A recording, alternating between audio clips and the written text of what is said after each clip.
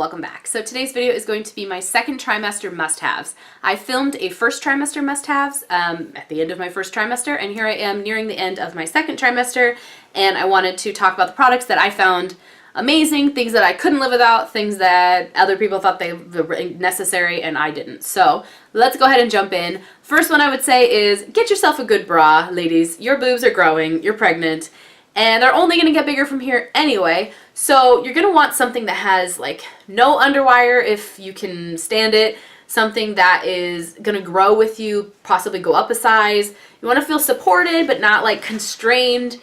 And I found that like I just can't wear an underwire bra anymore. Like they still fit. I have some bras that were like a little bit too big before I had lost weight. Even my nice ones like from Victoria's Secret and stuff. And it is like torture wearing an underwire bra all day at work. I am like miserable. Like I actually like have taken my bra off in the car when I get to my car in the parking lot because I'm so uncomfortable because I'm like, I can't do this underwire thing. I just can't. I can't do it. If I sound sick, it's because I am. I'm getting over a cold. Sorry if I am gross or like sniffling or anything, but it's the truth. Another product that I couldn't live without for the second trimester, and this might just be me, you may never have a problem, is acid reflux has hit me big time. Heartburn, acid reflux. So for me, it was Zantac. Zantac or ranitidine is the like the actual name of the medication, not the name brand. And ranitidine twice a day has changed my life. I use the 150, I don't know if it's like milliliters, milligram, whatever it is, but Zantac 150. And if I don't take it every day, I can skip like one dose and I don't like, you know, want to die. But if I don't take it, I tried to go one day, I went 24 hours, and at the 24-hour mark, I ate lunch. And then immediately I walked to the kitchen to like put my plate by the sink and I just threw up into the trash can. And I was like, oh, I think it's because I haven't had my medicine in a whole day. Because I was like, I don't need it. I'm fine. Like, it was mild discomfort in my throat. Felt like fire. So I'm just like, oh, I'm good. I'm over it. Like, heartburn was just a phase. No, I'm not over it. So, Zantac is amazing. But in the meantime, Tums. Tums are really good.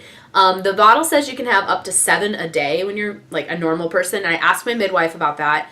And she said 7 is fine when you're pregnant as well. I find I only eat, like, anywhere from 0 to like 4 maybe on a bad day. And those are mostly like, the Zantac is twice a day, so every 12 hours basically. And so if I don't take one, like let's say I go from 8 a.m. to 8 p.m., by like 6 or 7 p.m., I'm starting to hurt. Like I'm feeling the fire.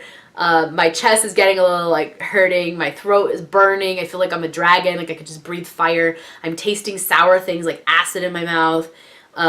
It just isn't pretty. So by that hour 10 or 11 or 12, I need to take something else. And so I try to take my Zantac late in the day so that it's still effective when I'm sleeping overnight. Like if I took it at 5 p.m., by 5 a.m., like 4 a.m., 3 a.m., I'd be sleeping like crap because I'd be feeling the acid reflux. So that reminds me, another thing that I really recommend is get yourself some good pillows, okay? Whether it's one of those big old maternity pillows like the Snuggle or the big like U-shaped one that goes all the way around you and is on both sides. It has changed my life to have a king bed instead of a queen because now I can have as many pillows as I want surrounding me. I did buy a really expensive, I don't know if it was like $50 or $100 on Amazon, like a nice maternity pillow. And it's good, but honestly, I prefer a custom kind of thing. Like I prefer setting my own pillow structure. So what I do is I have 2 good pillows, like memory foam, thick, good pillows underneath my head.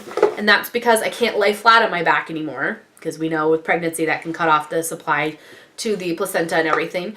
But if I have 2 pillows under my back as well, it helps with the acid reflux. I cannot lay flat. If I lay flat, even for a few minutes, I start feeling the fire in my throat.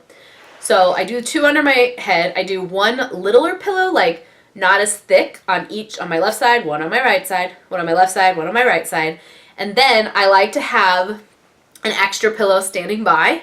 Like I'll keep it next to the bed, or we have a king, so the middle pillow I use sometimes is like if I need more support.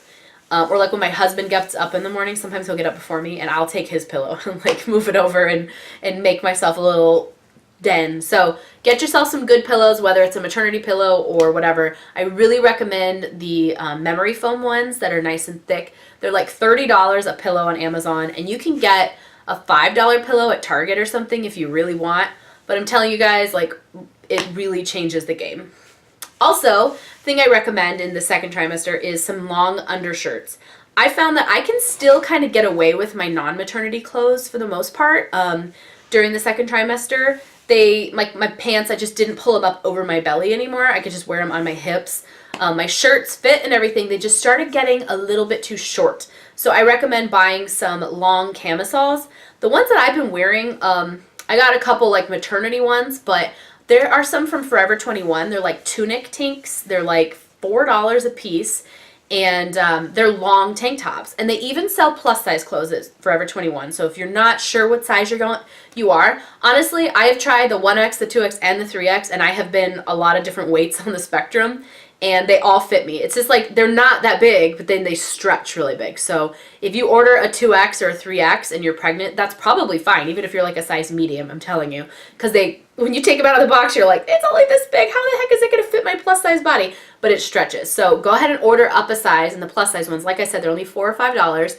And then those long camis will help when your shirts are just a little too short, but you still want to be able to wear your non-maternity wardrobe. You can probably pull it off. So that's kind of something that I've been doing every day, is I've been wearing a shirt with a long cami under it. I really recommend that. I also recommend going up a size in your shoes.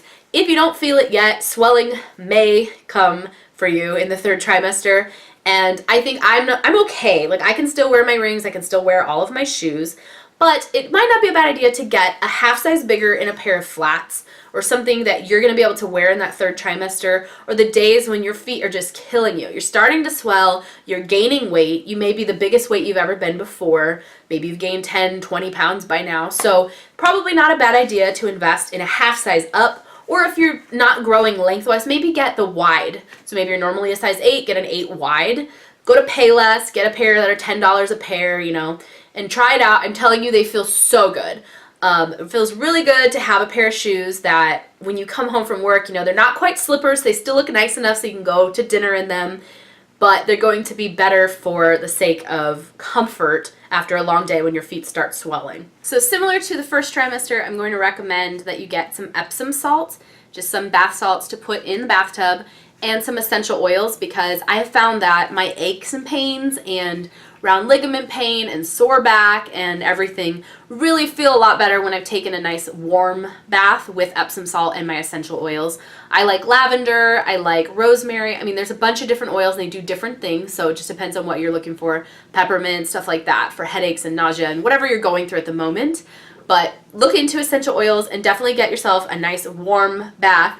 And you can also take Tylenol, so keep that in mind if you have aches, but I try not to take it every day. I try only to take it like once every week or two, because I know Tylenol's not the best for the baby, but it's still approved by my midwife. If you are swelling a lot, I would say it's a good time to get yourself a fake wedding ring.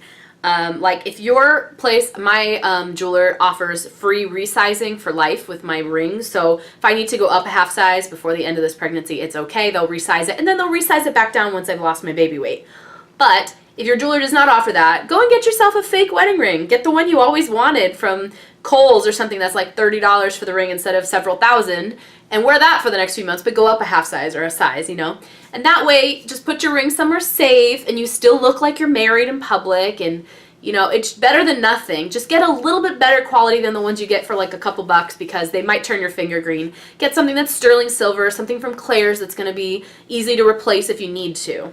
I also recommend getting a body butter or the Lush lotion bar, massage bar for your belly, because your belly is expanding. You might get stretch marks, it might get dry and itchy right around that second trimester. So these are the products that I recommend for the second trimester of pregnancy. Let me know down below if you have any suggestions. And now I'm entering my third trimester, so please leave me your third trimester must-haves in the comment section below. Thanks for watching. Bye.